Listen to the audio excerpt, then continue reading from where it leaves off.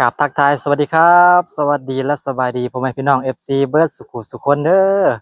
ยินดีต้อนรับทุกคนเข้าสู่ช่องของบาวจิตบันโคกอีกแล้ว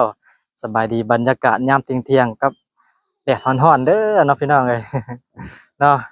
โอเคเนาะตอนนี้บาวจิตก็ได้เดินทางมาอยู่ที่บ้านดงหมักยางเด้อมาเยี่ยมมายามแต้วก่อนเนาะเป็นจังใดบ่ได้พ้อหน้าพ้อตากันหลายเดือนเนาะ โอเคเนาะเดี๋ยวบัดที่สี่พุ่นแหละย่างเข้าไปหาทางเพิ่นก่อนตอนนี้ก็อยู่ที่บ้านดงหมักยางเดี๋ยวก่อนสิไปหาแต้วเนาะพา FC แวะมาเบิ่งทางนี้ก่อนนะพี่น้องเอ้ยอันนี้ก็เป็นหอแจกเนาะหอแจกหรือว่าศาลาวัด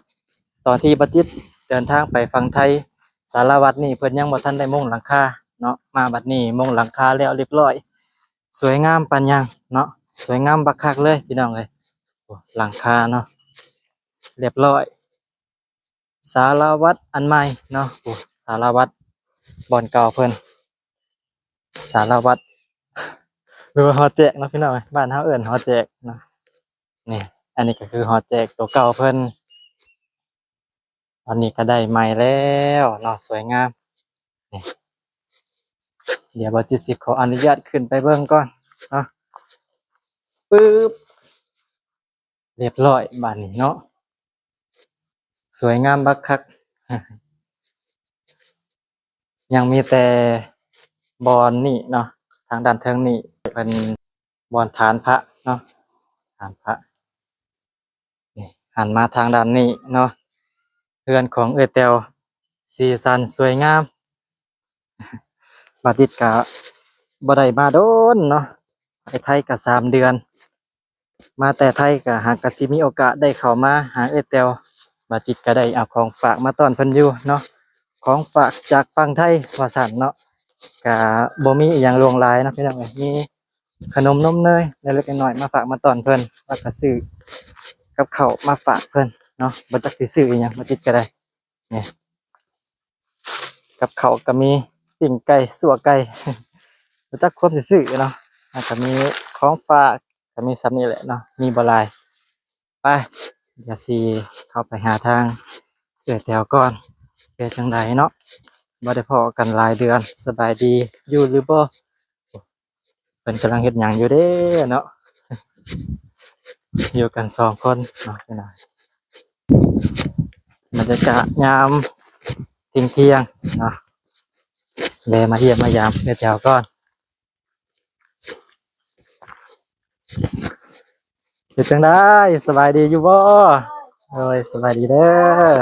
ย่างขึ้นนอกไปไทยอยามขึ้นบ่ เลยใช่น้องไม่ได้มาปะ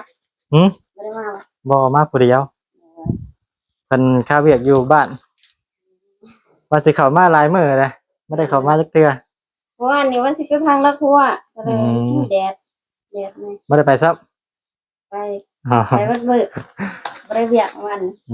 ว่าสิเข้ามาบ้านนี่แหละแต่ว่าเพิ่นบ่ว่างเนาะก็เลยมามื้อนี้แทน ป๊าตะเรือนเป็นงามแท้นี่โอ้รับเดี๋ยวขออนุญาตย่างเบิ่งก่อนเนาะนี่สักเครื่อง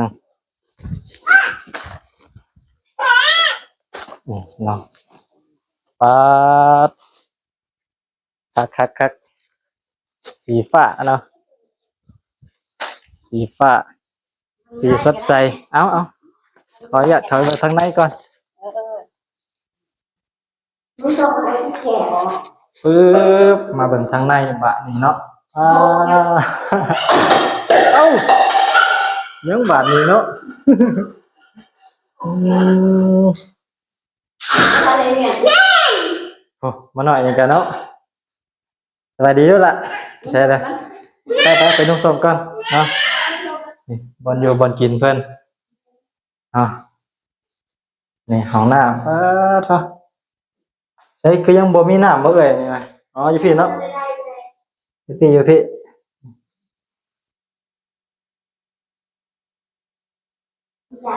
อืมสะอาดสะอ้านดีเนาะเป็นหูเป็นตาดีทุจ้าสบายดีเอ้าเป็นบ่าวเลยเนาะบัดนี้ยังจื้ออ้ายได้อยู่บ่ สิว่าได้อยู่บ่ ได้ อายบ่อายบ่ เนาะ ในตู้เย็นใหม่อีก เออ ซื้อเท่าไหร่นี่ 3 ล้าน3แสน อ๋อ3 ล้าน3แสนเอ้าโอ้ไปอืมโอ้โทรทัศน์เพิ่นก็ตั้งสูงแท้นี่โอ้นี่อันนี้ก็เป็นห้องนอนเอื้อยบ่เนี่ย ที่เรามีแต่ โหเนาะนอนกับลูก2 คน แต่ เอ้าอันนี้เป็นห้องนอนวันนี้เป็นห้องเก็บของเนาะห้องเก็บของเพิ่นบ่อนนี่มี2 ห้องสีงามขนาดเนาะนี่โทรทัศน์ก็สูงคักอีหลี ทันมีวันว่าง ยังบ่ทันมีบอลว่างเนาะก็เลยวางไว้นี่วันนี้ก่อน เลยว่าก่อน เวลาเบิ่งนอนเบิ่งสิบ่โอ้นั่งเบิ่งบ่ได้เนาะนั่งเบิ่งคัดคอยนั่งเบิ่งกินน้ำก่อนกินน้ำก่อนตู้แบบนี้แหละรวมมิตร โอ้มีรวมมิตรเนาะตู้กันไข่หลายแท้ไข่นี่เนาะ เลย มาสต็อกไว้อืมพอดีแล้วเนาะยามร้อนสิแช่น้ำเย็นๆเอาห่วงมาฝาก ไผ มากิน บ้ากูว่ามื้อนี้บัดจิตสิมายังบ่ได้บอกเพิ่นนะจ๊ะ เอาห่วงไว้ หลังม่วงดกคักนะปีนี่ เลย อยู่บ้านของบัดจิตก็หลายอยู่เด้หลังม่วงยังนี่ ห่วง หลังม่วงกระสอบบ่อืมกินกับข้าวเหนียวยัดโบกว่าแซ่บปานหยัง มันเป็นยางมาขัดเนาะ ใส่ละพุ่นเนาะ เราไม่เคยทำ ป้าตนอนกินนมสบายใจเลยเนาะ ไม่ได้เปิดต้มยำเปิดตะลุอัดเนี่ย อืมเปิดมันอัดยากเนาะเป็นล็อกไว้เลยต้องเยี่ยมก็ได้ ให้เป็นกันเจาะใหม่ มันอันมันบ่เชิงกันเลย เอาอันก่อนล็อกมันบ่เซิงกับฮู้อ๋อ เกือบสิบอัน เนาะสั่งกันได้สั่งก็ได้ มันเป็นเขาไปเจาะเองได้ ไปเอานอกว่าไปฮอดนะอยู่ไหนนี่บ่ นอกไหม เอานอกบ่ละเอามื้อนี้มีของฝากพุ่นแหละ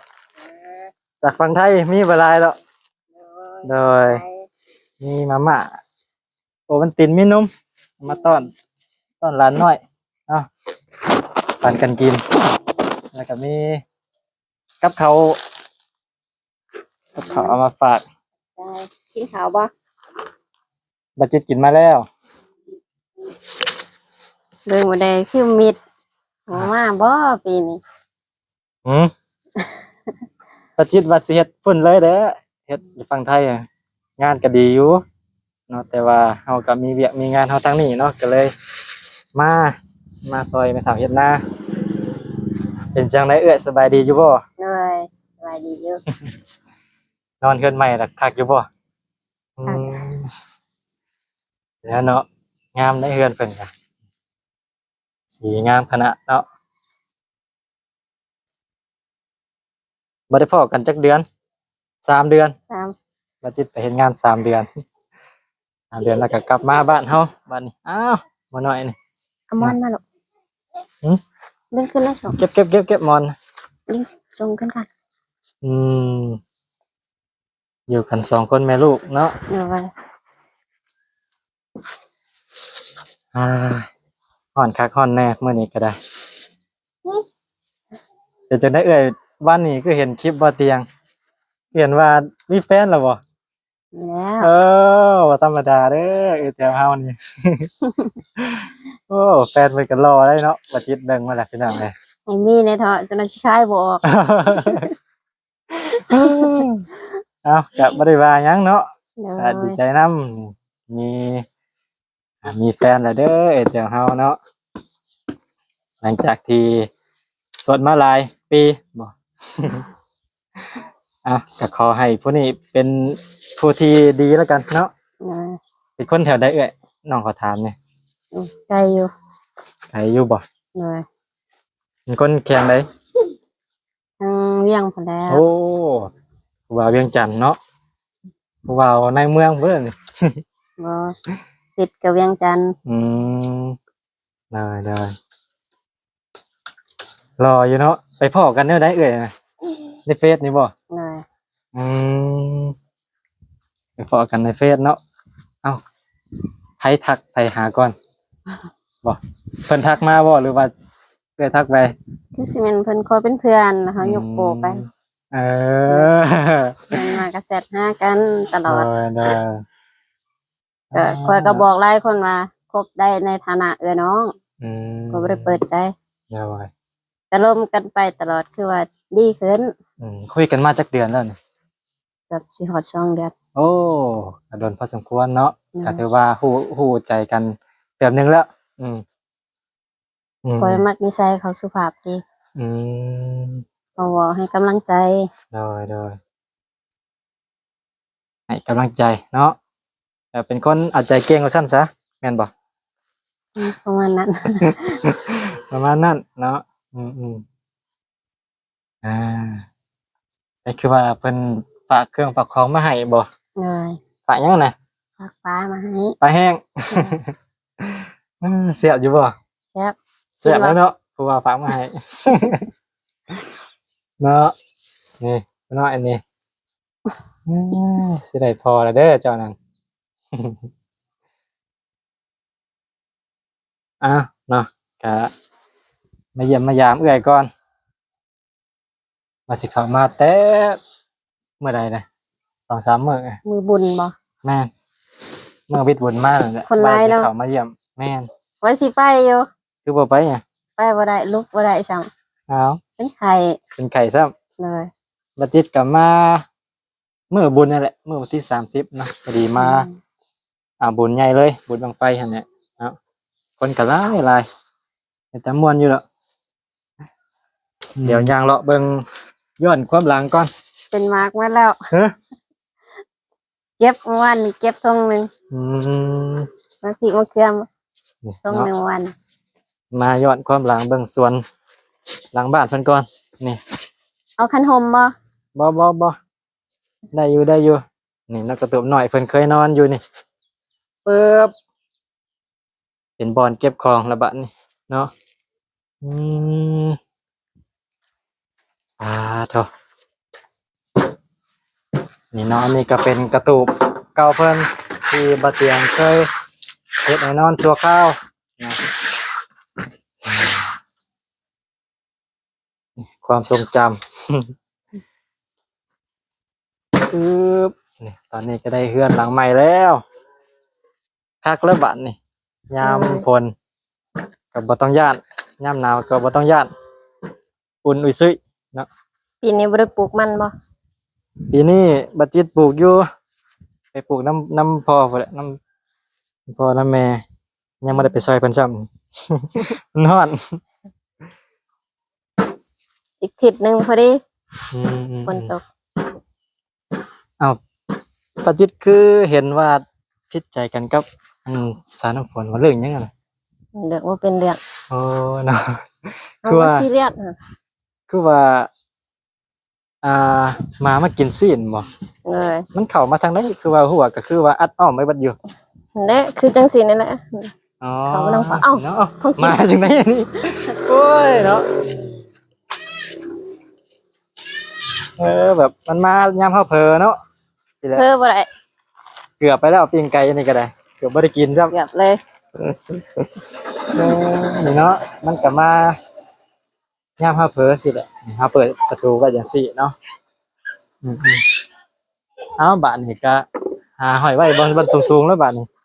มีอยู่เด้อ ไส มีไว้ให้ชิมอยู่ อืมหมัดไฟหวานอยู่บ่ ลองมึง เฮ็ดจังได๋บัดนี้เข้าใจกันแล้วบ่บัดนี้ บ่ อืมยาแล้วเนาะแล้วก็ อยู่ไปอยู่มันเนาะต่างคนต่างอยู่ ดีแล้ว อืมเนาะสร้างเป็นพี่น้อง นี่ไปเก็บ เอา อ่ะเก็บอ่ะ อิ่มนะครับทิ่มไปสิเลยเนาะโอ้ยมาหน่อยนี่ ไปให้เบาไป อื ให้ ม เบาไป อ่ะเราขอกินเลย ดึงขึ้นในชง เอาไป ดึงขึ้นโอ้ เอา คุณ ใจเด้อเอาไฟเขาเรียบร้อยเนาะเอ้ย เลย นี่ต่อไฟเขาเรียบร้อยปึ๊บนี่เอาเนาะโอเคสเนาะมาเยี่ยมมายามเบิ่งหน้าเบิ่งตากันเป็นจังไดมาจิตดูดีขึ้นอยู่บ่ ข้าวขึ้น ข้าว เค ขึ้ ย น ขึ้น เออแม่นนะเห็นงานอยู่เพิ่นบ่ได้ตากแดดเนาะ เลย อยู่แต่ห่มเนาะมันก็ขาวแล้วเนาะอืม นั่นแหละข่อยจังมักอยู่ไทยบ่ได้ตากแดด แม่ เฮ็ดเวียกก็สบาย เรียกสบายอยู่ร้านอาหาร อืม มาจิตเฮ็ดแต่ว่าอยู่บอนบางบอนก็ฮ้อนคือกันได้ล่ะเนาะ เพราะว่าเฮาก็บ่ได้ตากแดดอยู่บ้านค่ะ แม่นก็เนี่ยเนาะมาเยี่ยมมายามกันยังบ่ลืมกันเนาะเนาะ ขอบใจเด้อ เนาะอ่าก็มาเยี่ยมมายามทางเอ้ยเตียวเนาะบ่ได้ไปทางใด อากาศมันร้อน ยังนำ มาเยี่ยมเพิ่นมาเบิ่งเรือนงามเพิ่นก่อนเนาะโอ้งามคักอีหลีได้สีเป็นเรื่องนี้เนาะนี่ก่อนสิเมื่อเนาะก็ได้ของฝากติดมานํบานนี้เนาะโอ้ยโอ้ยแต่เพิ่นจัดให้ โอ้น้ำใจเนาะเอาหาไปก่อนเซินนี่หมักม่วงเนาะหมักม่วงกับหมักไฟยาดีเจ็บท้องว่าซั่นเที่ยวเขาแต่ห้องน้ำนักกินเลยนี่มาเมื่อก็เด้อบัดนี้เด้อสีใส่โธ่เนาะแม่นอ้าวแล้วดินผู้เดียวเพิ่นเนาะไปน้องเมื่อก็เด้อบัดนี้เด้อโดยสบายดีโดยเมื่อหน้าเมื่อไหร่สิมาเยี่ยมมายามใหม่โดยไปโดยเมื่อหน้าก่อนสิพาเพิ่นมานำมื้อนี้เพิ่นค้าเวียกมื้อนี้เลยบ่ได้เอามานำไปละบ๊ายบาย เออโอเคเนาะและมื้อนี้ก็มาเยี่ยมมายามทางเอื้อยเพิ่นเยี่ยมยามเอื้อยแตวบ่ได้พ้อกันหลายเดือนเนาะตั้งแต่บัดจิตไปเฮ็ดงานอยู่ทางฝั่งไทยพุ่นแหละมื้อนี้บัดจิตกลับมาก็มีโอกาสมาเยี่ยมมายามเพิ่นนะก็มาให้กำลังใจเพิ่นนะพี่น้องเอ้ยนี่เนาะหันมาทางด้านนี้ก็สารวัตรหรือว่าฮอแจเนาะงามเนาะประเทศนะพี่น้อยนี่เนาะบ้านดงมะยางบัดจิตรู้สึกว่าจะมีความเจริญเข้ามาเรื่อยๆเนาะตอนนี้ก็ได้สารวัตรได้ฮอแจกได้โรงเรียน